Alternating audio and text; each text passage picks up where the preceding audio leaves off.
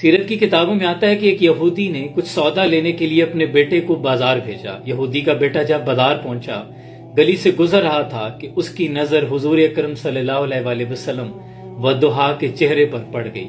یہودی کے بیٹے کی آنکھیں جم گئی حضور کے چہرہ انور پر۔ چہرہ ہے کہ انوار دو عالم کا صحیفہ، آنکھیں ہیں کہ بحرین تقدس کے نگی ہیں، ماتھا ہے کہ وحدت کی تجلی کا ہے ورق، عارض ہیں کہ والفجر کی آیت کی امی ہیں، گیسو ہیں کہ واللیل کے بکھرے ہوئے سائے، ابرو ہیں کہ قوسین شب قدر کھلے ہیں، گردن ہے کہ برفر کے زمین اوج سریا، لب صورت یاقوت شعوں میں دھلے ہیں، قد ہے کہ نبوت کے خد و خال کا معیار، بازو ہیں کہ توحید کی عظمت کے علم ہیں، سینہ ہے کہ رمز دل ہستی کا خزینہ، پلکیں ہیں کہ الفاظ رخ لوح و قلم ہیں، یہ دانت شرازہ شبنم کے تراشے، یاقوت کی وادی میں دمکتے ہوئے ہیرے، شرمندہ تاب لب دندان پیغمبر، حرف بسنا خانی خامہ بصریرے، باتیں ہیں کہ طوبہ کی چٹکتی ہوئی کلیاں، لہجہ ہے کہ یزداں کی زباں بول رہی ہے، خطبے ہیں کہ ساون کے امڑتے ہوئے بادل، کہ رات ہے کہ اسرار جہاں کھول رہی ہے۔ جب اس کی نظر حضور کے چہرے پر پڑی تو وہیں بیٹھ گیا، حضور کی باتیں سننے لگا، اور یہ بھی بھول گیا کہ بازار کس کام سے آیا تھا۔ بیٹھے بیٹھے گھنٹوں گزر گئے۔ ادھر اس کا باپ یہودی اپنے گھر میں کبھی اندر جاتا ہے کبھی باہر آتا ہے کہ اکلوتا میرا بیٹا ہے، بازار گیا تھا ابھی تک واپس نہیں آیا، میں نے اسے کہا تھا کہ جلدی آ جانا۔ شام کی اذان ہوئی، نماز بھی ختم ہوئی، رات گئے۔ جب وہ گھر آیا تو یہودی نے پوچھا کہاں رہ گئے تھے؟ کہنے لگا کہ مجھے خود نہیں معلوم، وہ تو دل کی دنیا اس کی لٹ چکی تھی۔ تو باپ نے پوچھا کہ سودا لینے بھیجا تھا وہ کہاں ہے؟ کہنے لگا سودا تو میں لے آیا ہوں۔ تو باپ غصے سے کہنے لگا کہ سودا ہے کہاں، مجھے دکھاؤ تو صحیح۔ کہنے لگا کہ کاش تمہاری آنکھیں ہوتی تو میں تمہیں دکھاتا کہ سودا کہاں ہے۔ اے میرے باپ، میں تجھے نہیں دکھا سکتا کہ میں کون سا سودا خرید لایا ہوں۔ لیکن باپ نے اس کی باتوں کو سن کر تھا کھا کر خاموشی اختیار کر لی۔ کہا چلو کوئی بات نہیں، اکلوتا بیٹا تھا۔ اب یہودی کے بیٹے کی یہ عادت بن گئی، وہ آئے روز نکل جاتا، حضور کی بارگاہ میں جا کر پیچھے بیٹھ جاتا اور چہرہ انور پر نظریں جمائے بیٹھا رہتا۔ یہ اس کا معمول بن گیا۔ لیکن کچھ ہی دنوں کے بعد طبیعت بہت خراب ہو گئی، وہ بہت بیمار ہو گیا، یہاں تک کہ بستر مرگ پہ آ گیا۔ یہودی بہت پریشان ہو گیا کہ نہ کچھ کھاتا ہے نہ کچھ پیتا ہے، لاغر ہو گیا ہے، قریب ہے کہ اس کی موت واقع ہو جائے گی، اور لب پر صرف ایک نام ہے، محمد بن عبداللہ صلی اللہ علیہ وسلم۔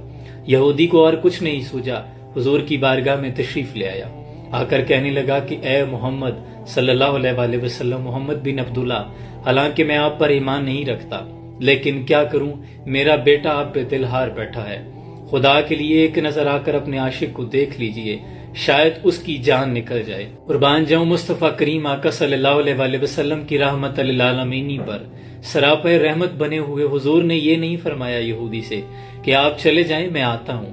حضور نے رخ انور کو صحابہ کی جانب موڑا، فرمایا کہ اے ابو بکر، عمر، عثمان، علی، بلال، اٹھو، اپنے عاشق سے ملنے چلتے ہیں، اس کا بھی دیدار کرتے ہیں اور اسے بھی اپنا دیدار کرواتے ہیں۔ قربان جاؤں، حضور اس کے گھر کی طرف چل پڑے۔ جب اس کے گھر پہنچے، اس کے بستر پر پہنچے، اسے دیکھا کہ وہ لیٹا ہوا ہے۔ حضور نے اس کے ماتھے پر جلتی ہوئی پیشانی پر جب دست شفقت رکھا، قربان جاؤں کیا منظر ہوگا۔ ہتھ پکڑ طبیبہ مرض نہ پوچھ، نارک پلا مینو کچھ بھی نہیں، نہ کر برباد دوائیاں نو، نہ ٹیکے لا مینو کچھ بھی نہیں، میں تا عشق دے وچ بیمار پیاں، نہ شور مچا مینو کچھ بھی نہیں، جے پوچھدا اے تو مرض میری، مینو یار ملا اور کچھ بھی نہیں۔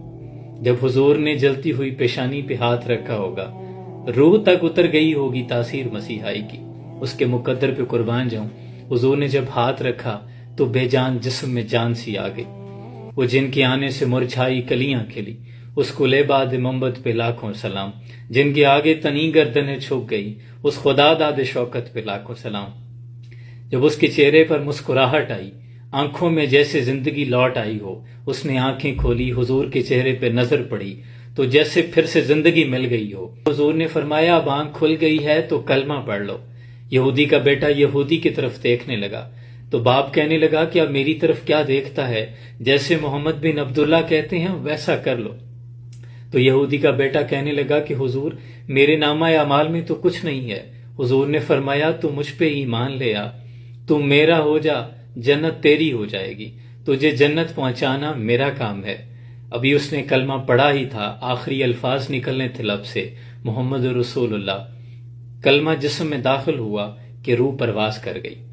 اسی کے ساتھ باپ رونے لگا اور کہنے لگا کہ اے محمد بن عبداللہ صلی اللہ علیہ وآلہ وسلم، گو میں آپ سے اتفاق نہیں کرتا، لیکن اب یہ آپ پر ایمان لا چکا ہے، لہٰذا یہ اب آپ کا ہو چکا ہے، اب آپ اسے لے جا سکتے ہیں، اپنے مطابق اسے دفن کیجیے۔ قربان جاؤں اس عاشق کے مقدر پہ، حضور نے اپنے کاشانہ مبارک سے اسے اٹھایا، صحابہ اکرام کو فرمایا ابوبکر صدیق، عمر بن خطاب، علی، عثمان، اس کے جنازے کو اٹھاؤ، بلال چلو اسے اٹھاؤ اور چلتے ہیں۔